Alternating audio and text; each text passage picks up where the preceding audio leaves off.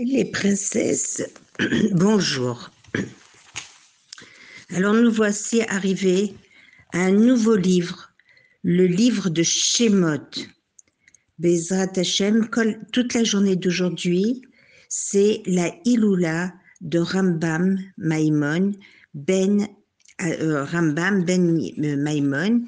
C'est une grande ségoula d'allumer pour lui et de dire le nom de la personne avec de l'huile d'olive, de dire le nom de la personne et Bezrat Hashem, lorsque elle guérira complètement, elle ira se recueillir sur son kéver.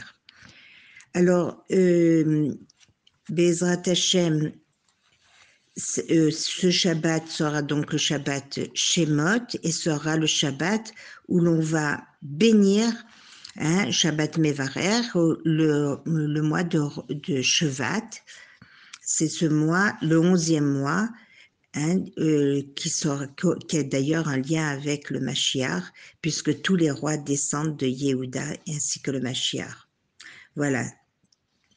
Alors, on va survoler un peu la paracha Shemot. Cette paracha porte le nom de ce livre et on va voir pendant 11 semaines, on va être dans ce livre qui va démontrer combien les Bnei Israël souffrent dans l'Égypte. Et on va également, Bezrat Hashem, arriver au Matan Torah, puis la construction du Mishkan, qui est le but de la sortie d'Égypte. Alors la paracha commence avec l'énumération, Shemot, des fils d'Israël qui viennent en Égypte. Et ils accompagnèrent Yaakov, leur père, chacun avec ses familles. Alors, c'est de nouveau cité, bien qu'on le sache déjà, nous dit Rashi, mais c'est répété. Réhouven, Shimon, Lévi, Yehuda, Issachar, Zevulon et Benyamin, Dan et Naphtali, Gad et Asher, et toutes les personnes composant la lignée de la famille de Yaakov. Ils étaient au nombre de 70.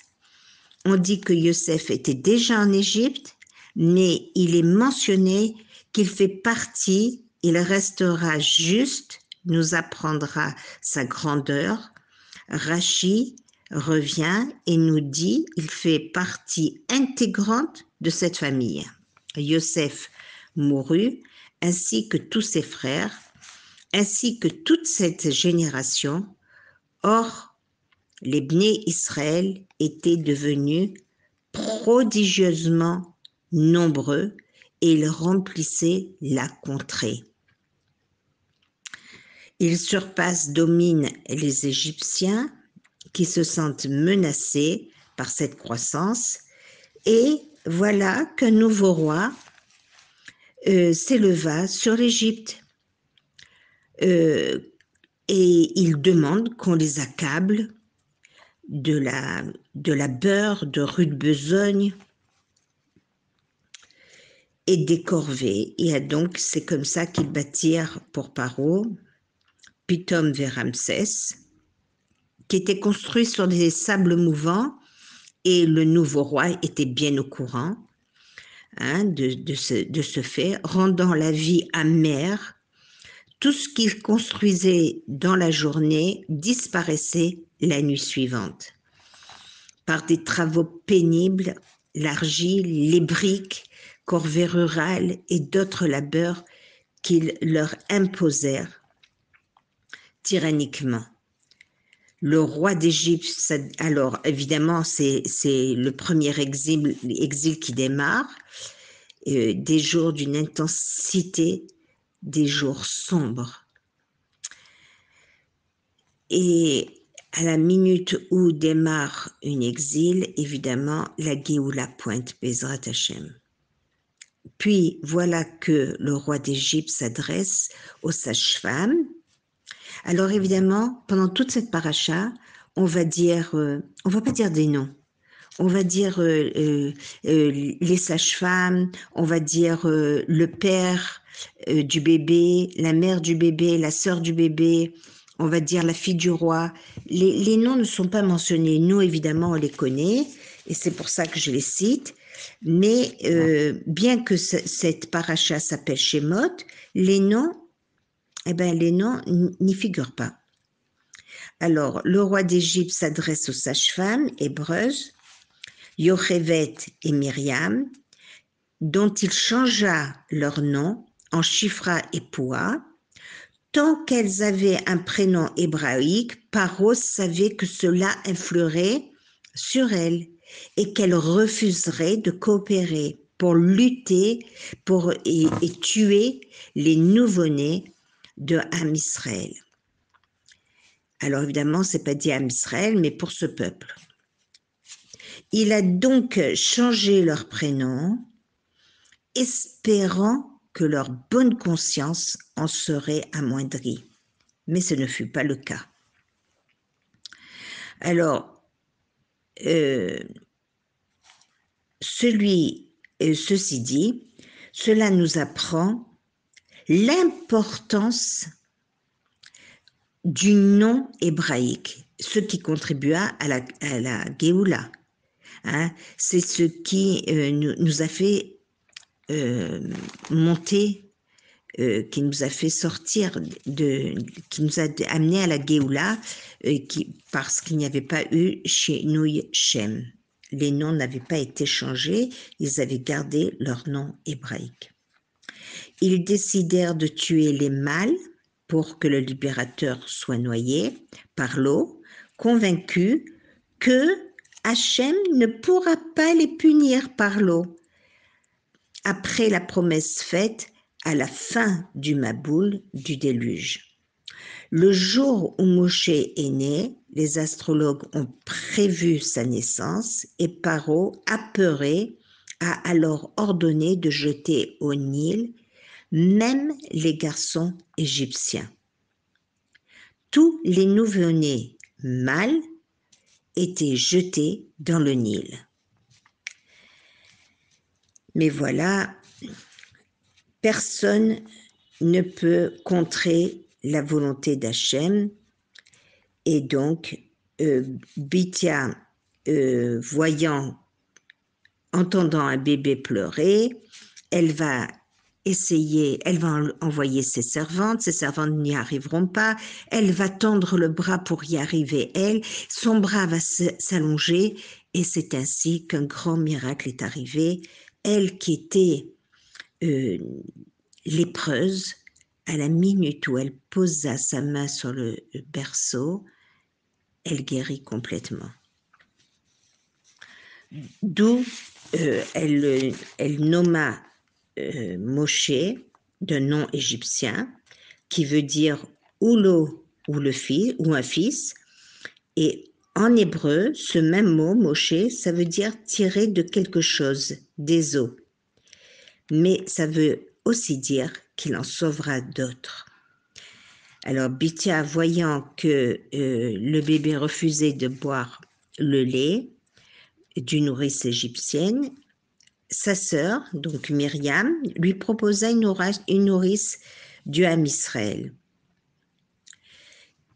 Et donc, Myriam va amener sa propre maman. Et donc, on voit ici que toutes les machinations, même celle d'interdire de faire la Brit Mila, puisque les Bnei Israël n'avaient plus le droit de faire la Brit Mila à leurs enfants, sauf les Lévis, qui n'étaient pas servis puisqu'ils étaient au service d'Hachem. Tout le Shevet, seuls eux, désobéirent face à cet abominable décret pour les années entières. Alors, ça ressemble aussi à l'histoire d'un goy, vous la connaissez toutes, mais c'est juste un rappel. Il avait rêvé que toute sa fortune irait à un juif. Qu'est-ce qu'il a fait? Il a tout vendu et il a mis tout son argent dans un beau et gros diamant. Et ce diamant, il le cacha dans son chapeau. Ainsi, son chapeau ne le quittait jamais. Et voilà qu'un jour qu'il traversa un pont, un vent violent emporta son chapeau et le diamant en sortit et fut avalé par un gros poisson. Mais voilà, il y avait un Yosef qui aimait honorer Shabbat. Malgré l'heure tardive et ses peu moyens, il acheta le beau et gros poisson, l'Irvot Shabbat Kodesh. Il l'apprêta et y trouva un diamant. Voilà, sa machination pour ne pas que sa fortune tombe dans les mains de ce juif, mais Dieu a son programme.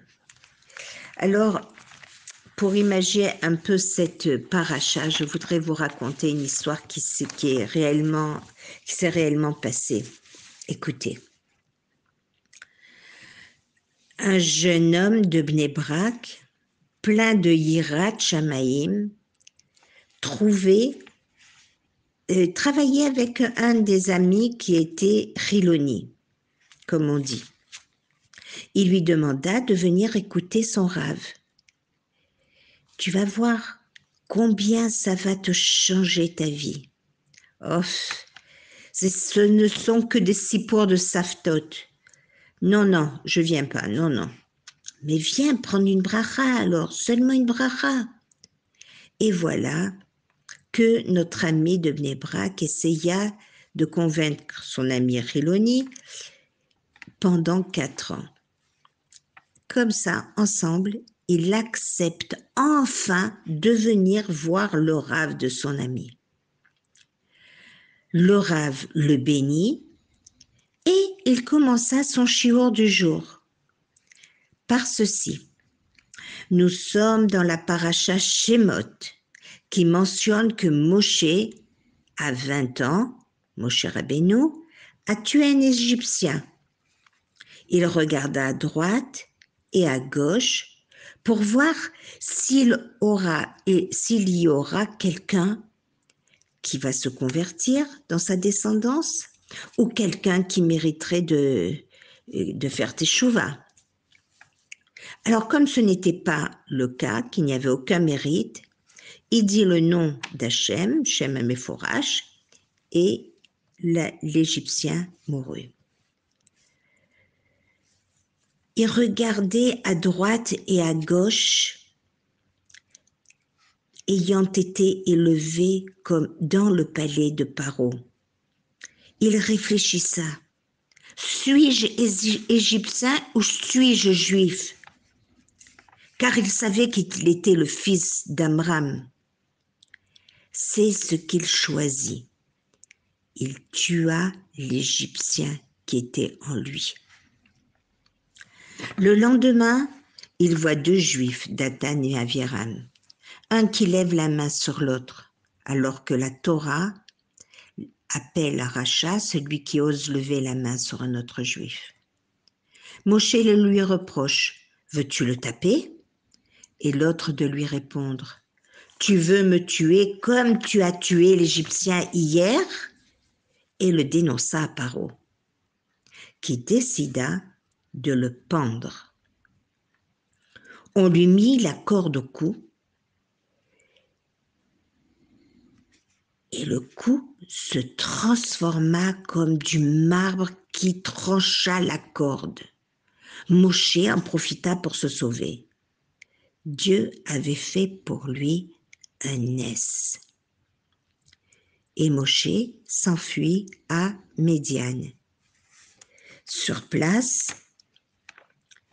il voit un puits qui réunissait tout le monde et voit que les bergers, Goïm, ne laissent pas abreuver les troupeaux des jeunes filles. Elles étaient 7 présentes, qui étaient les bergers, et les bergers voulaient même les jeter dans le puits. Moshe intervient et abreuva leurs troupeaux et les a donc sauvés. Moshe est témoin de Netz. Au lieu de descendre de l'eau, de descendre le seau dans le puits pour le remplir, l'eau monta à lui. Et c'est ainsi qu'il put les abreuver rapidement aux yeux de tous les bergers présents. Les filles de Yitro rentraient rapidement chez elles. Leur père fut étonné de leur retour rapide à la maison. « Que s'est-il passé que vous soyez déjà de retour ?» Après le récit rapporté, Yitro leur dit qu'ils viennent et manger du pain. Rachi explique qu'ils viennent se marier avec une de mes filles. Yitro s'éloignait de la Avoda Zara et un chérem, comme un décret, sur lui, et personne ne consentit à se marier avec ces filles-là. Et le Rav poursuit. D'où on le sait, de Yosef Hatzadik, qui a rejeté la femme de Potiphar car il a vu le visage de son père. Comment puis-je fauter? Potiphar a tout mis dans mes mains, sauf le pain qu'il mange, sous-entendu sa femme. C'est là l'expression que Yitro demande qu'ils viennent manger du pain. Le copain ne fut nullement impressionné par le chiour de ce Rav qu'il a entendu. Après 2 ans, son copain voyage en Chine. Il est parti découvrir leurs croyances. Au lieu d'apprendre, il s'est collé à une bande de voleurs et firent les pires choses. Il trouva enfin un travail. Il devait prendre un paquet et le livrer aussitôt. Un jour, il a ouvert une boîte, c'était des diamants, et en a prélevé. C'est donc un vol manifeste. Afin de ne plus travailler, le client s'aperçut du manque. Il fut arrêté et jugé. Le tribunal arrêta la pendaison en lui tranchant la tête. Et là, ils font en prière. Hachem, Moshe Rabbeinu, son cou devint marbre, a dit le Rav. Et ainsi tu l'as sauvé. Moi aussi je suis juif. Tu me sauves, je saurai que c'est de ta main. Si tu me sauves et que tu es dans le monde, au moment précis où il devait le trancher, voilà qu'une femme accourut, la femme d'un de la bande des voleurs surgit, les suppliant de l'épargner, en leur avouant que 5 ans avant, il avait sauvé ses 2 fils. Alors que le copain là, ça ne faisait que 2 ans qu'il était arrivé au Japon. Ils lui accordèrent la liberté. La liberté, il n'y croyait pas. Mais à présent, il croit, Ma'amin, en Akadosh Baruch Hu. Libre, il téléphona à son copain de Bnei Brak et lui annonça qu'il est Choser Bitchouva. Mais comment est-ce possible? Au Japon, tu es devenu Choser Bitchouva? Je rentre et je te raconte tout. Après 1 semaine, il est de retour en Israël et à Bnei Brak. Moi qui n'ai pas cru en l'histoire de Moshe Rabbeinu, m'est arrivé le même nes. Moi aussi je suis un juif, Choser Bitchouva, et comme il le faut. Que ces mots soient pour la guérison de tous les blessés de Ham Israël, et ainsi que la protection de nos soldats et de tous les otages. Très bonne journée, les princesses.